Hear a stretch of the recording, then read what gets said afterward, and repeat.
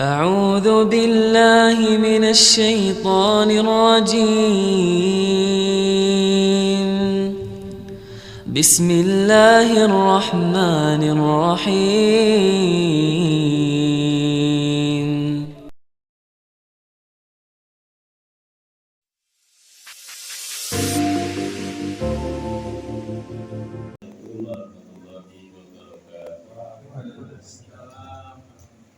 Bismillahirrahmanirrahim. Alhamdulillahirabbil alamin wa bihi nasta'in wa ala umuri dunya waddin wassalatu wassalamu ala asyrofil anbiya'i wal mursalin Muhammadin wa ala alihi wa sahbihi ajma'in. Amma ba'du. Rabbana zidna ilma warzuqna fahma. Allahumma anfa'na bima 'allamtana wa 'allimna ma yanfa'una wa na'udzu bika min ilmin la yanfa'. Allahumma taqabbal minna innaka antas samiul alim wa tub 'alaina innaka antal ghafurur rahim. Bapak Ibu sekalian yang dirahmati Allah, alhamdulillah pada petang hari ini kita bertemu kembali di baitil min buyutillahi azza wa jalla, di salah satu rumah di antara rumah Allah Ta'ala ini. Dan seperti biasa kita hadirkan niat-niat baik kita beriktikaf, kita tinggalkan urusan dunia kita sejenak untuk mengurusi urusan batin kita, urusan kita dengan Allah Ta'ala. Yang kedua, kita bertolakul ilmi atau mencari ilmu. Dan yang ketiga, kita menanti datangnya waktu sholat selanjutnya. Dan Bapak Ibu sekalian yang dirahmati Allah, ini alhamdulillah suasananya sedang hujan. Dan hujan itu asalnya adalah rahmat dari Allah Subhanahu wa Ta'ala. Dan kita akan menemukan bahwa berbagai zikir tentang hujan itu baik. Maka kalau hujan jangan sampai ada ungkapan hujan meneh. Apa jaringan itu? Ya, memang secara teknis hujan itu buat jemuran jadi lama keringnya. Bahkan beberapa orang yang beraktivitas di luar ruangan itu mungkin akan sedikit terganggu. Tapi jangan lupa bahwa hakikat hujan itu adalah rahmat dari Allah Subhanahu wa Ta'ala. Kita kalau dalam kondisi hujan tidak segera turun, karena kita tinggal di negeri tropis gitu, yang kebetulan air itu relatif melimpah, nggak merasakan pengaruh buruk dari kemarau, meskipun sebetulnya di beberapa daerah yang dekat saja itu merasakan dampaknya. Contoh misalkan Gunung Kidul kan beberapa daerah kan angel banyu, ya, meskipun beberapa belakangan juga unik juga, ternyata di Gunung Kidul juga bisa banjir besar. Hanya terlepas dari itu, sekalian asalnya kita itu butuh hujan. Dan kalau hujan tidak kunjung turun, kita mohon kepada Allah agar diturunkan hujan, di antaranya dengan doa Allahumma skina. Kalau belum turun hujan itu Allahumma skina, ya Allah beri kami air. Nah, kalau mulai hujan begini ini kita mengucapkan Allahumma shayyiban nafi'a, ya Allah jadikan hujan yang bermanfaat. Lalu kalau hujannya deras, kita tidak kemudian minta hujannya berhenti. Kita melainkan mengucapkan Allahumma hawalaina wala alaina. Ya Allah, di sekeliling kami dan jangan tepat langsung menimpa kami. Nah, begitu hujannya berhenti, kita mengatakan mutirna bi fadlillahi wa rahmatihi. Baru saja kita dilimpahi Allah dengan keutamaan dan rahmatnya. Itu di antara doa-doa zikir-zikir yang berhubungan dengan hujan. Sedangkan zikir yang lain yang menunjukkan bahwa hujan itu adalah kenikmatan, sementara sebaliknya di antara bentuk hukuman Allah kepada kita adalah Allah menahan hujan.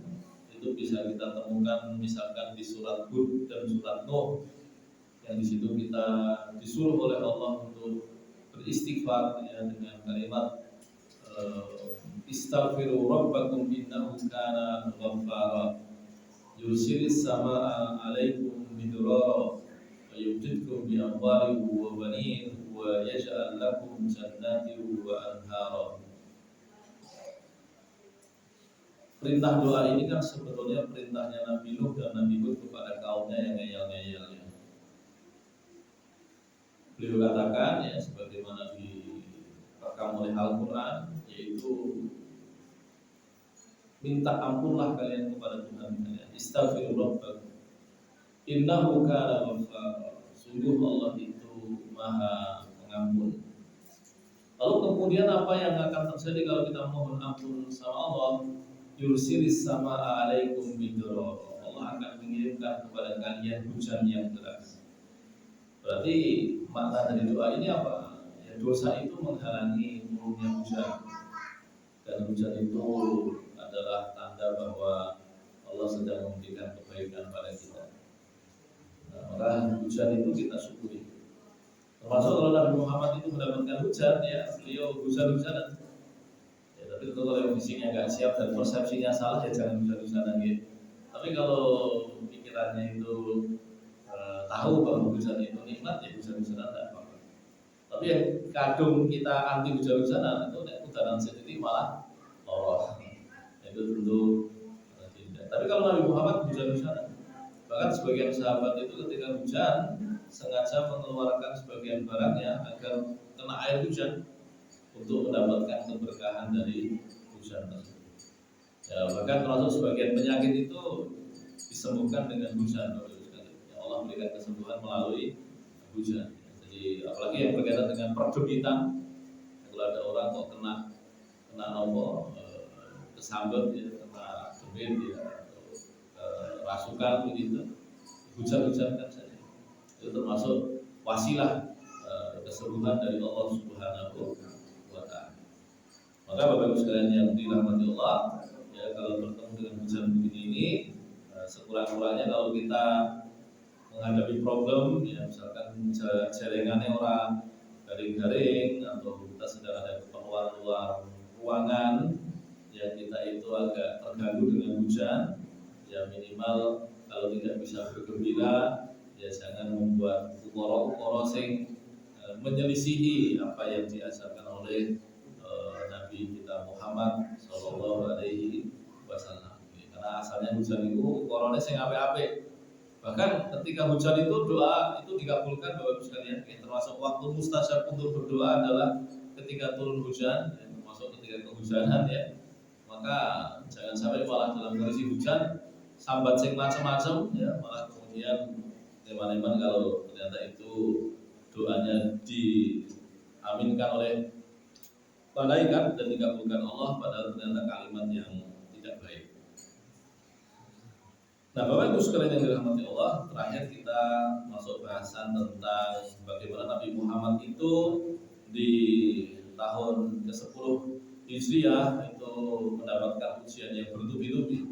Ya sebetulnya Nabi Muhammad ketika menjadi Nabi itu isinya ujian semua. Tapi di antara yang paling menyakitkan sebagai manusia itu ya di tahun ke-10 itu. Ya baru selesai diboikot, istrinya meninggal, pamannya meninggal, fitnah pada Nabi meningkat, gangguan kepada Nabi meningkat. Lalu ketika ke Taif kok malah disepelekan, dipermalukan ya.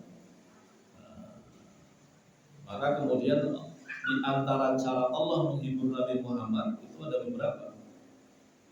Hiburannya nggak main-main ya. Jadi memang begitu ya. Fa inna ma'al usri yusra. Bersama dengan kesulitan, kesedihan itu ada kemudahan, kegembiraan. Ya, Nabi Muhammad mendapatkan kesedihan sedemikian rupa, hiburannya juga tidak main-main. Ya, di antaranya adalah dengan diturunkannya surat Yusuf, itu salah satu cara Allah menghibur Nabi Muhammad. Dan juga satu lagi yaitu Isra Mi'raj. Bapak-Ibu sekalian, Isra Mi'raj adalah peristiwa yang ajaib ya, yang mengagumkan, yang melampaui kemampuan kita sebagai manusia. Ya, yang Allah gunakan untuk menghibur Nabi kita Muhammad Sallallahu Alaihi Wasallam. Itu dia. Ja'at haditsatul Isra wal Mi'raj tasbitan wa takriman li Rasulillah sallallahu alaihi wasallam fi aqabi sinin tawilatin min ad-da'wah. Jadi peristiwa Isra Mi'raj itu Allah buat ya untuk memuliakan Nabi Muhammad, untuk meneguhkan Nabi Muhammad setelah beliau berdakwah selama 10 tahun dan pengikutnya tidak seberapa. Di tahun ke-10 itu pengikut Nabi itu nggak sampai 100 orang kok. Ya, jadi sedikit sekali. Jadi tapi nanti setelah beliau meninggal ya, berlipat-lipat ya, ribuan kali lipat ya jumlahnya ya. Bahkan ketika Abu Bakar itu haji dari Madinah ke Mekah itu yang mengikuti, yang ubyang-ubyung ya, baik yang paham maupun yang ikut-ikut itu lebih dari 100.000 orang. Ya, terus Nabi Muhammad lebih banyak lagi nanti ya, yang pasti lebih sudah tembus 100.000 orang. Nah itu dia. Nah, jadi Isra Mi'raj ini Bapak Ibu sekalian yang dirahmati Allah adalah bagian dari hiburan dari Allah ya, sebagai cara Allah memuliakan Nabi dan meneguhkan dakwah Nabi Muhammad sallallahu alaihi wasallam. Dan Isra itu artinya adalah memperjalankan. Ya, dan surat Al-Isra itu kan ayatnya berbunyi Subhanalladzi asra bi 'abdihi. Maha suci Allah yang memperjalankan hambanya di malam hari. Secara khusus ya Isra itu perjalanan di malam hari. Asra bi 'abdihi, Allah memperjalankan Nabi Muhammad. Memperjalankan itu menunjukkan apa? Bahwa Nabi Muhammad itu pasif saja di situ. Pasif itu artinya Nabi Muhammad tidak mencari kendaraan sendiri, tidak kemudian rekoso gitu ya, tetapi Allah berikan fasilitas untuk melakukan perjalanan malam dari Makkah ke Palestina, dari Makkah ke ke tepi barat ya sekarang ya, dari Masjidil Haram ke Masjidil Aqsa. Asra bi 'abdihi lailan minal Masjidil Harami ila Masjidil Aqsa alladzi barakna haulahu. Padahal jaraknya Bapak Ibu sekalian rumahnya loh itu. Coba nggih nganggo Google Map, saat ini kan mas canggih gitu. Google Map, coba kita hitung. Ya, Google Map itu kalau dari Makkah sampai ke apa sebenarnya Bethlehem ya ke apa namanya ke Baitul Maqdis itu berapa kilo kita cek lebih dari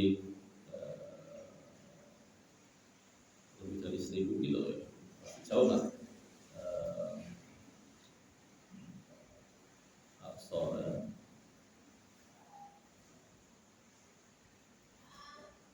Masjidil Aqsa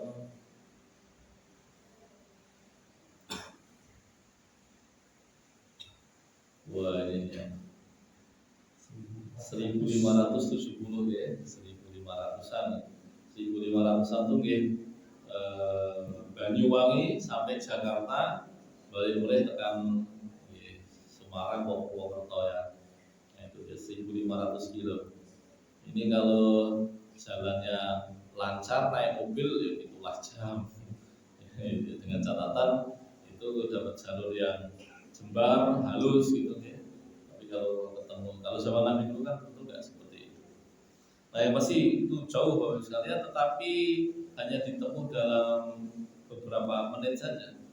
Ya tetap memakan waktu, tapi waktu yang sangat singkat.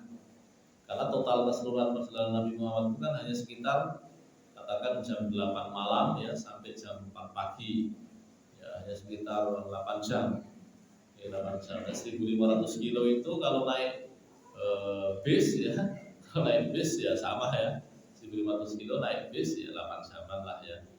Naik kereta yang ekspres tanpa berhenti ya mungkin sekitar ya 8 jam gitu. Naik tempat pesawat yo sekitar 1,5 jam ya itu kalau naik pesawat gitu. Tapi kalau pesawat kan sing suwe kan nunggune ora ning bandarane ado, mendarat mlebu yo suwi, nunggu yo suwi. Engko nek nganggo penundaan setengah jam tambah suwi.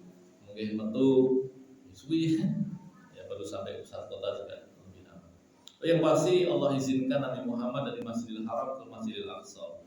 Baru di Masjidil Aqsa apa yang terjadi? Ada Mi'raj. Mi'raj itu artinya Allah terbangkan Nabi Muhammad ke langit. Dari Masjidil Aqsa, dari Palestina, dari Yerusalem itu ke langit. Nah, tentang Masjidil Aqsa ini Bapak Ibu sekalian, tolong jangan lupa mendoakan, karena peristiwanya adalah peristiwa yang sangat tidak manusiawi.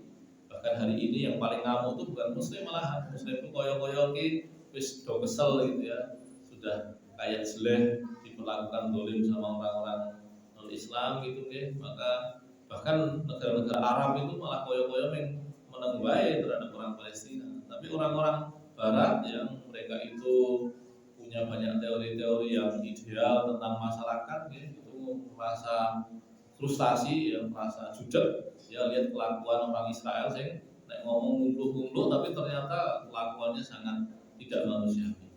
Ya, bahkan orang-orang yang dikirim dari Amerika, ya, tentara itu sampai ada yang betul-betul muak gitu ya, yang gawarannya preman, bentukannya preman, ada sudah ada yang di sidang itu dia bilang ini yang dilakukan orang Zionis ini, orang Israel ini bukan perang ini pembantaian ini. Dia bilang saya tentara, ya, saya punya pengalaman di perang gitu, tapi yang dilakukan orang Zionis biadabis ini bukan perang, ini pembantaian sampai segitu. Dan belum berakhir Bapak Ibu sekalian, ini kita mau masuki bulan Oktober, yaitu berarti sudah 2 tahun ya. Sudah 2 tahun peristiwanya. Nah, maka ini sesuatu yang tidak masuk akal, sudah 700-an hari, lebih dari 700 hari. Ya, maka jangan luput untuk mendoakan sebagai tanda keimanan kita, ya, tanda bahwa kita ini manusia yang normal, ya, bukan manusia biadab seperti orang-orang Zionis itu ya. Ya, termasuk kita tidak boleh lupa bahwa itu tanah suci kita juga. Bahkan kita berhutang kepada orang-orang Palestina karena mereka lah yang menjaga tanah suci kita. Meskipun sebetulnya antara tepi barat dengan Gaza ini terpisah. Jadi memang sengaja orang Zionis biadab ini membagi Palestina itu pecah di luru gitu ya. Ya, yang sebagian ada di pinggir sebelah kulon, namanya tepi barat atau naik kulon itu. Maaf, ada di timur ya, jadi namanya tepi barat tapi ada di timur gitu. Ya, satunya lagi di tepi pantai. Nah, Masjidil Aqsa itu yang di timur itu, sementara yang di tepi pantai itu namanya Gaza, itu yang hancur lebur gitu ya. Kota yang sudah sangat tua, dulu menyambut orang-orang Yahudi yang dianiaya di Eropa, ya, malah kemudian dibombardir, dirampok rumahnya, diambil kekayaannya, ya, lalu kemudian sekarang dibantai habis-habisan. Kota yang sangat indah, yang tadinya begitu apik ya, sekarang sudah hancur lebur. Ya, daerah yang masih baik-baik saja, normal-normal saja, itu nggak sampai 5% dari keseluruhan. 95%-nya sudah remuk-redam. Yang betul-betul sangat tidak masuk akal. Nah, itu Bapak Ibu sekalian yang dirahmati Allah, di antara faidah dari bahasan tentang Masjidil Aqsa, itu kiblat kita yang pertama, dan oleh karenanya jangan pernah lupa untuk mendoakannya. Nah, zakarallahu ta'ala qissat al-Isra fi suratil Isra. Tadi sudah disebutkan Allah menceritakan peristiwa Isra Mi'raj ini di surat Al-Isra. Ayatnya tadi juga sudah dibacakan, yaitu a'udzubillahi minasyaitonir rajim, subhanalladzi asra bi 'abdihi lailan minal masjidil harami ilal masjidil aqsa alladzi barakna haulahu linuriyahu min ayatina innahu huwas samiul basir. Maha suci Allah yang memperjalankan hambanya di malam hari dari Masjidil Haram ke Masjidil Aqsa yang kami berkahi sekitarnya. Ada salah satu pakar, namanya adalah Al-Uwaisi, ya. Abdul Aziz Al-Uwaisi, Abdul Fattah Al-Uwaisi, beliau beberapa kali ke Indonesia, bahkan ke Jogja. Beliau yang menulis banyak tulisan tentang Palestina yang menunjukkan bahwa ayat ini betul-betul ada bukti nyatanya. Ketika Allah katakan kami berkahi sekitarnya, itu kan Palestina itu diberkahi. Ya, Palestina itu diberkahi. Bahkan orang Palestina itu merasakan keberkahan itu ketika mereka dijajah oleh orang-orang Zionis, orang-orang Israel biadab itu. Ya, mereka itu diboikot sedemikian rupa, dikurung sedemikian rupa, tapi Allah takdirkan, oh hafal Qurannya banyak, sarjananya banyak, dokternya banyak, ya termasuk kemudian panen-panen jeruknya banyak, ya, sampai disebut Ardul Burtukol, ya karena saking banyaknya panen yang Allah limpahkan, ya, termasuk di laut itu ya sering terjadi ikan itu seperti datang sendiri dalam jumlah besar ya untuk mereka tangkapi. Oh, betul-betul Allah tunjukkan bagaimana ya Palestina itu diberkahi oleh Allah Subhanahu wa taala. Wa dzakara subhanahu qissatal mi'raj fi suratin najm, ya. Adapun peristiwa Mi'rajnya itu diceritakan di surat yang berbeda.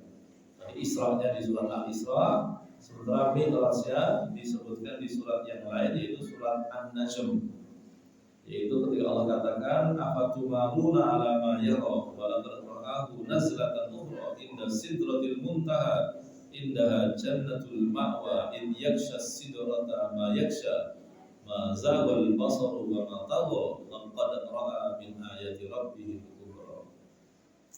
Di situ ayatnya menceritakan bagaimana Nabi Muhammad itu sampai ke Sidratul Muntaha, dan apa yang beliau lihat itu bukanlah mimpi, bukanlah hayalan, tetapi betul-betul melihat ayat Allah Subhanahu wa taala, ayati rabbihil kubra, ayat yang sangat besar, tanda yang sangat besar dari Tuhannya yaitu Allah Subhanahu wa taala. Nah, tu'addu rihlatul Isra wal Mi'raj min a'dami mu'jizatin nabi allati akramallahu biha nabiyyan. Nah, dan para nabi itu Bapak Ibu sekalian memang diberikan mukjizat. Mukjizatnya bermacam-macam. Mukjizat terbesar itu tentu saja adalah Al-Quran.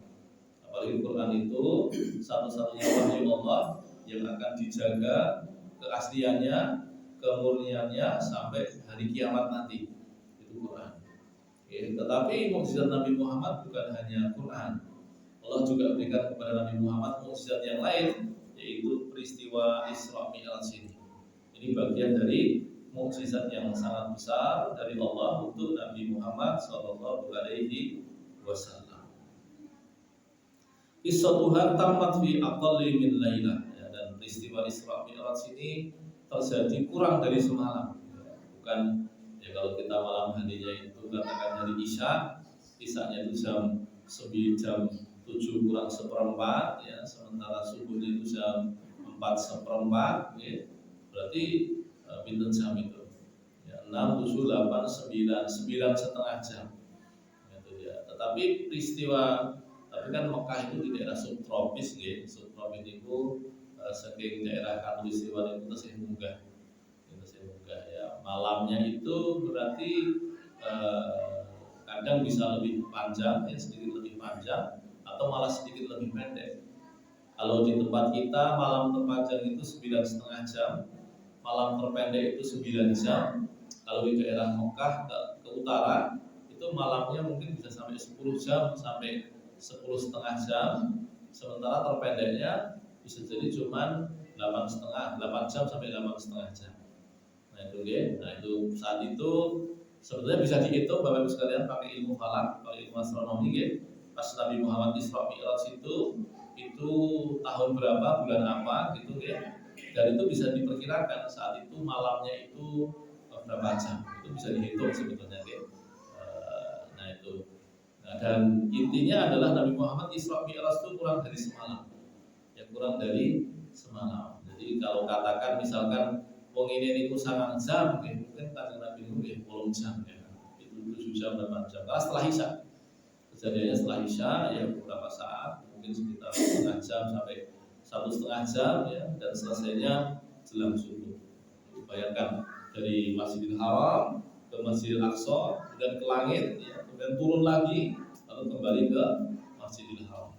Ya, bayangkan 1.100 kilo juk neng langit, juk mudun mulai juk 1.100 kilo. Itu tidak dihitung berarti kan 30 kilo plus tadi. Plusnya sing teng langit itu munggah ya 7 kilo itu.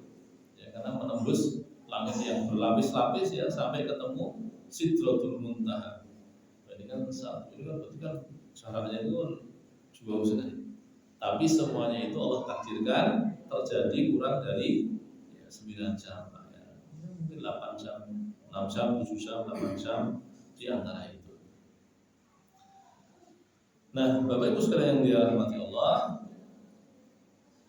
bada'at hadhihi ar-rihla indama ja'a Jibril alaihi salam ila Rasulillah sallallahu alaihi wasallam liyahruja bihi min baitihi fi Makkah ila al-Ka'bah. Ya, peristiwanya dimulai ketika Nabi Muhammad itu diparani malaikat Jibril. Biasa mlaku-mlaku. Tak ajak mlaku-mlaku. Nanti manut wae lah. Terus kemudian Nabi Muhammad dari rumahnya berjalan menuju ke Masjidil Haram. Jaraknya mungkin sekitar beberapa ratus meter gitu dia. Beliau berjalan malam hari. Nah, terus apa? Indal Ka'bah syaqqa Jibril sadra Rasulillah sallallahu alaihi wasallam wa akhraja qalbahu wa ghasalahu bima'i Zamzam wa mala'ahu imanan wa hikmatan summa raddahu wa khata sadrahu syarif wa hadhihi hiya al-marrah ats-tsaniyah wal akhirah allati syaqqa fiha sadru Rasulillah sallallahu alaihi wasallam. Nah, ini yang peristiwa yang sering kali terlewat untuk diceritakan Bapak sekalian. Di depan Ka'bah itu Nabi Muhammad mengalami lagi peristiwa dibelahnya dada. Jadi ketika Nabi Muhammad itu berusia 4 atau 4,5 tahun, ya paling tua 5 tahun, Nabi Muhammad itu pernah didatangi 2 orang. Ya, 2 orang itu berbaju putih, ya, dan yang satu bertanya, "Abu, apakah itu yang kita cari?" Ya, itu yang diceritakan Nabi Muhammad. Lalu kemudian orang itu memegang Nabi Muhammad, ya, membaringkannya dan menyobek ya antara dadanya dan perutnya, gitu. Terus kemudian jantungnya diambil, gitu. Lalu kemudian ada sesuatu yang diambil keluar, itu kata Nabi Muhammad. Ada sesuatu yang diambil dari yang dikeluarkan dari diri saya ini, kemudian dibuang, gitu. Dan di hadis itu Nabi Muhammad mengatakan wala a'rifu ma huwa. Dan saya tidak tahu apa itu. Sebagian ulama menafsirkan yang dikeluarkan itu adalah habdus syaitan. Habdus syaitan itu adalah ya bagian setan yang ada di dalam jantung setiap manusia. Jadi setiap jantung kita itu sekalian ada bagian setannya. Dan disitulah kemudian setan mudah sekali untuk membisiki kita, untuk memprovokasi kita. Bahkan sebetulnya kita tuh gak usah digoda setan tuh, kita tuh sebetulnya punya tantangan yang berat, yaitu hawa nafsu sendiri. Dan hawa nafsu itu sebetulnya gampangan ini ya perasaan, ya. Jadi Bapak sekalian, kita itu sering kalau diuji Allah dengan perasaan itu kalah. Luwih kerap nuruti perasaan banget pikiran. Nek wis sengit karo wong atau seneng karo wong itu kan kerebekan kebablasan. Nah, itu sebetulnya bagian dari hawa nafsu yang tersimpan di dalam diri kita. Yang andaikan setan orang godo ya nggih kerap kalah gitu nggih. Nah, belum lagi kalau kemudian ada habdus syaitan itu. Itu memang tantangan atau perang Bratayudane awake dhewe nggih nglawan awake dhewe itu betapa besarnya. Itu. Nah, tapi Nabi Muhammad ditolong Allah dengan habdus syaitan itu dihilangkan. Dan itu nanti ya jelang Mi'raj, jelang Isra ya, di depan Ka'bah Nabi Muhammad begitu lagi. Makanya sebagian mengatakan bahwa di dada Nabi ini antara perut dan dada ini itu ada bekas jahitan itu, bekas jahitan yang menunjukkan bahwa Nabi Muhammad memang pernah dilukai di bagian itu, ya, dan diambil jantungnya. Adapun di peristiwa ini jantung Nabi Muhammad diambil, ya, kemudian disiram dengan air Zam-Zam, ya, kemudian dimasukkan kembali, ya, dan kemudian perut ya dada Nabi itu, ya, yang luka itu sudah rapat kembali, sudah terjahit kembali. Nah itu dia Bapak sekalian. Okay. Itu terjadi di depan Ka'bah. Summa raqiba Rasulullah sallallahu alaihi wasallam al-buraq wa huwa dabbah ma'a Jibril alaihi salam wa ma hiya illa lahadha hatta wasala Rasulullah sallallahu alaihi wasallam ma'a Jibril alaihi salam ila Baitul Maqdis. Ya. Lalu kemudian setelah dibelah dadanya itu Nabi Muhammad dengan malaikat Jibril menunggangi sebuah makhluk yang disebut dengan buraq. Buraq itu apa? Kita nggak tahu. Nabi Muhammad hanya menyebutnya buraq, ya, seperti hewan begitu. Ya, Terus kemudian buruk itu bisa membawa Nabi Muhammad dan Jibril dengan sangat cepat ya dari Masjidil Haram ke Masjidil Aqsa. Itu terjadi dengan sangat cepat. Itu kalau dihitung normal ya pasti kecepatannya sangat tinggi. Ya kalau kita kemudian kita lakukan tanpa pengaman itu mungkin awalnya kesujat-sujat itu, awalnya suwek-suwek, nggak usah jauh-jauh lah. Kita naik motor buanter atau kayak rasa nganggo jaket, nganggo helm, ini kecepatan yang katakan 1,50 km mawon, raine wis maut-maut itu nih. Awalnya naik rambutnya gondrong itu wis mobat-mabit itu. Ya, kalau yang pembalap-pembalap MotoGP itu mesin motornya sudah berapa itu, sudah 500 cc sampai 1000 cc, kecepatannya tembus 300-400 km per jam. Ini gue udah nganggo pengaman, nganggo helm, nganggo jaket. Itu pun nek dibandingi kereta Jogja Jakarta, kecepatannya ya paling podo lah.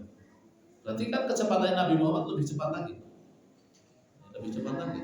Mungkin 1000, mungkin bukan 100 km, mungkin 1000 km per jam. Berarti kalau betul 1000 km per jam, berarti saking Mekah tekan Masjidil Aqsa kan 1,5 jam. Bayangkan, tetap butuh waktu tuh. Orang mak hilang mak celing tuh, ya butuh waktu. Berarti kalau kemudian butuh waktu 90 menit, berarti harus 10 menit, berarti kan 10.000 per jam, 10.000 km per jam. Itu orang hujan repol itu. Artinya apa, Bapak Saudara? Andai kan kecepatannya itu 10.000 km per jam, buang ternak, ini gue butuh waktu, betul mak celing tuh nih. Anda bisa bayangkan 1.500 kilo ditempuh dalam waktu 10 menit, berarti kan kecepatannya sekitar 10.000 km per jam. Biar tertentu. Nah itu dia ya.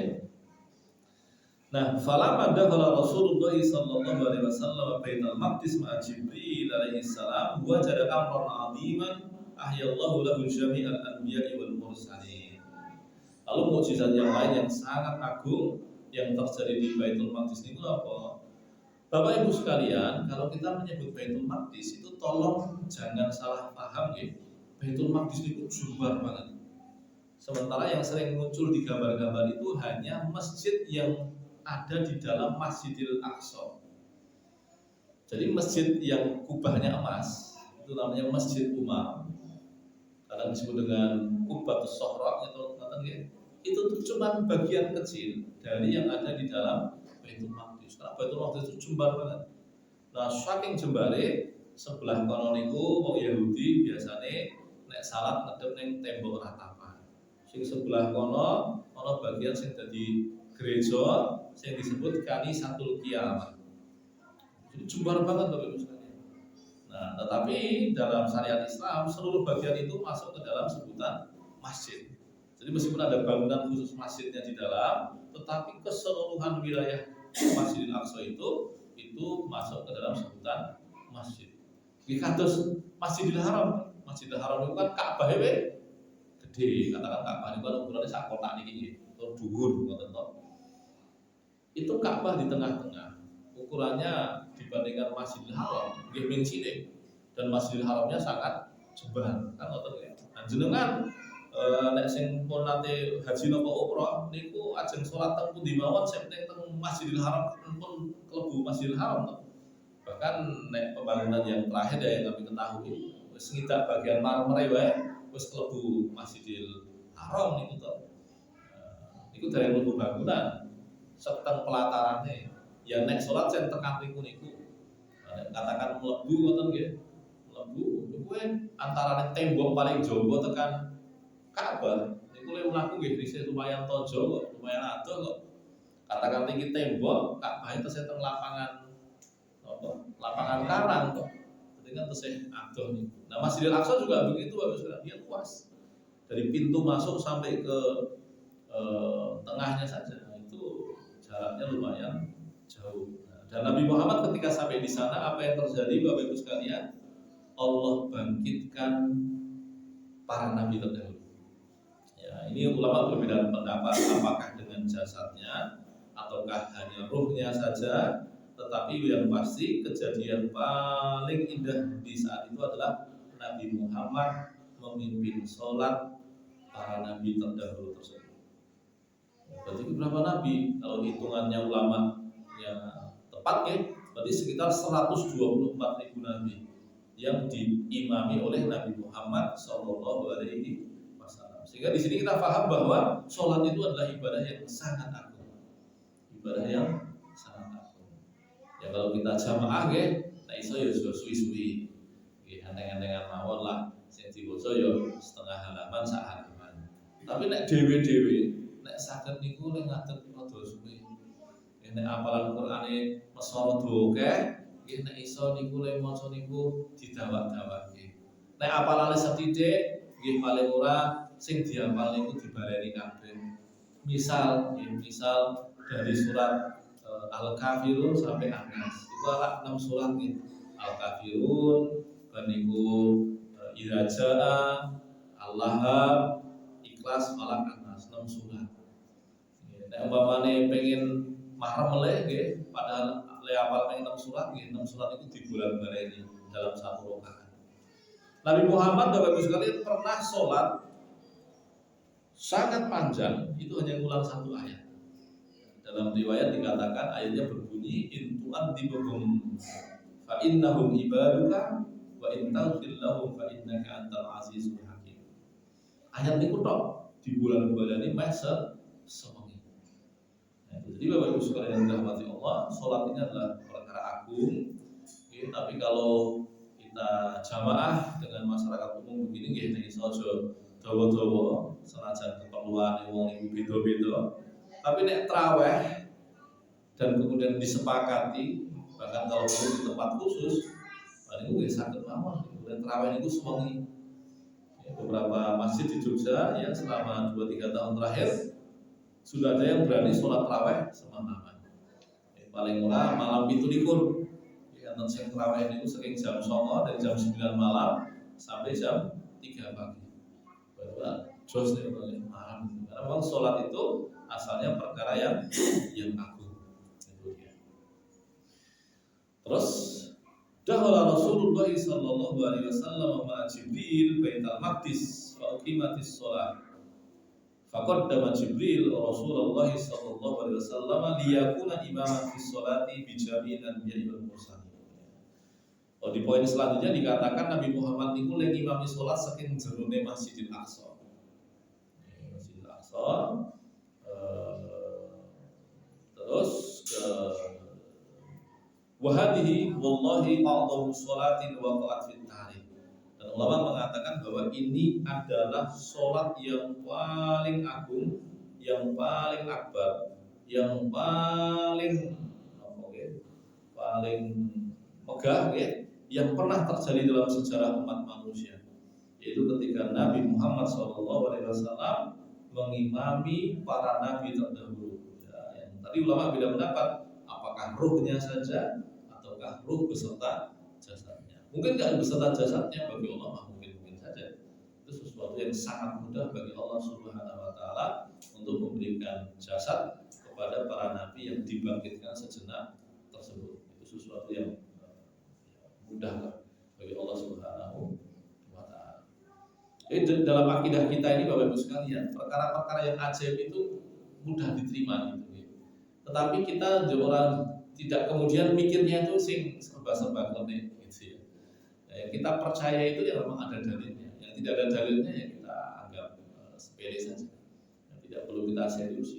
Bahkan ada sesuatu yang secara syariat itu dibenarkan, bagi kita tuh ya biasa saja. Misalkan nih ya, kita udah belajar akidah tenanan. Bariku tengarapan motor dan wong mabur. Bagi kita itu enggak istimewa. Itu enggak penting sama sekali. Apalagi kalau kita tahu hakikat manusia Bapak Ibu sekalian. Menungso sing ampuh niku mboten sing iso mabur.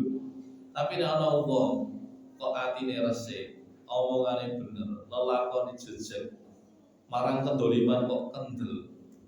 Itu bukan orang sembarangan. Karena apa? Karena memang kita itu kalah oleh nafsu kita. Belum kalau nafsunya pengen di pressure saking jowo dengan kekuatan tertentu, mesti meleot. Jarang ada orang itu kok nafsu niku dikendalikan, kepenginan dijejak, ngadepi tekanan dari luar kok dia tetap teguh, itu sesuatu yang istimewa sekali. Karena itulah perbuatan para nabi. Ya, para nabi itu mereka Allah bimbing untuk melawan nafsunya, lalu di saat yang sama berhadapan dengan kekuatan yang besar di luar. Ya lebih tepatnya para rasul gitu, karena kalau nabi itu sebagiannya ya peristiwanya biasa saja. Nabi Yusuf coba kita lihat, Nabi Yusuf itu kan peristiwa kesedihan saja, di mana beliau ya, meskipun nggak mudah digodho wong wedok niku nek wong sak niku apa kuat ya. Nabi Yusuf beliau bersabar. Difitnah tetap menghormati orang yang difitnah. Bahkan Nabi Yusuf itu Bapak Ibu sekalian, ketika beliau di puncak kekuasaannya, lalu kemudian saudara-saudaranya dihadirkan di depannya, padahal jelas saudara-saudaranya itu dulu menjahatinya. Nabi Yusuf niku namung ngendika napa? La tasriba alaikum ya. Wis kawin kabeh wis ora masalah. Iku wong nek ora atine resik tenan rak kedaden mengagumkan sekali. La tasriba, bahkan yang paling unik juga adalah ketika beliau menceritakan kepada saudara-saudaranya bagaimana Allah menolong beliau, beliau tidak menyebutkan peristiwa keluar dari sumur. Padahal kalau dipikir-pikir, andaikan Allah itu tidak keluarkan Nabi Yusuf dari sumur, mati beliau. Tapi beliau malah cerita Allah keluarkan aku dari penjara, bukan dari sumur. Hanya karena apa? Kata ulama, agar tidak menyakiti perasaan saudara-saudaranya yang jelas bersalah. Itu kan masih tenang lagi. Nah itu dia, jadi Bapak Ibu sekalian dirahmati Allah, perkara gaib begini ini bagi kita mudah difahami, ya, selama ada dalilnya mudah diterima. Dan kita ini bukan orang yang gumunan terhadap hal-hal yang gaib. Demit, wah itu kan. Terus kemudian apa peristiwa sihir ya bisa terjadi, ya, santet juga ada. Tapi kita melihat itu dari kacamata akidah kita sehingga biasa saja, ya, dan menjadi manusia yang lurus jejak itu yang lebih berat ya. Yang itulah jalannya para nabi dan para rasul, ya, apalagi khususnya ulul azmi dari kalangan mereka. Insyaallah kita lanjutkan kembali di pertemuan selanjutnya. Barakallahu li wa lakum wa sallallahu ala nabiyyina Muhammad. Assalamualaikum warahmatullahi wabarakatuh.